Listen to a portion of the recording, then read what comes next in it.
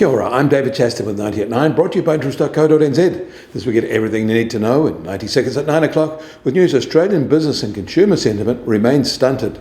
But first, American retail sales last week, as monitored by the bricks and mortar stores on a same-store basis, rose 4.6% from the same week a year ago, the best gain of the year, and indicating demand is back and gains are now more than can be accounted for by inflation. Following hot and dry weather in the US in August and its first report since field sampling, the USDA lowered its estimates for corn and soybean yields. The outlook for wheat is unchanged and its prices falling on good harvest worldwide. American beef production levels are slipping and imports from Australia and New Zealand are rising, they say. They also lowered milk production in the US and cow numbers retreated. But they don't see dairy imports rising either.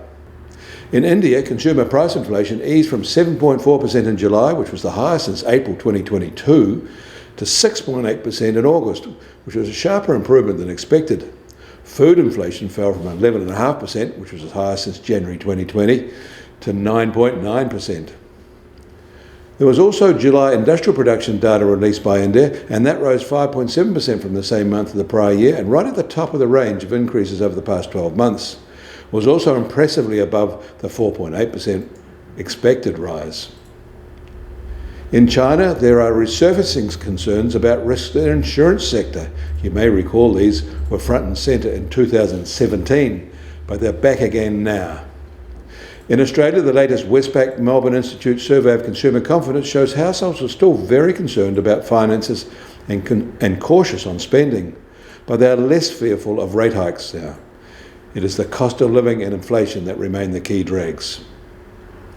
Business confidence is still low in Australia, even if the widely watched NAB survey picked up a point in August. Still, it was the highest level since January. Business conditions strengthened because there was a broad uptick in sales, profitability and employment, but the squeeze is going on with weaker forward orders, higher labour costs and import costs rising faster too.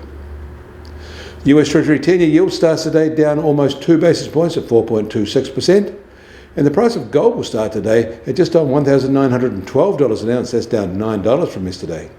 But oil prices are up $2 from yesterday at just over $88.50 a barrel in the US, and that's a 10-month high, while the international Brent price is now over $91.50 a barrel. And the Kiwi dollar starts today a quarter cent lower from this time yesterday at 59 US cents, against the Aussie refractionary softer at 91.9 Australian cents, against the Euro refractionary softer 2 at 55 Euro cents. That all means our trade weighted index is marginally lower at 68.4. Get more news about the New Zealand economy from interest.co.nz. Kia ora, I'm David Chaston, and we'll do this again tomorrow.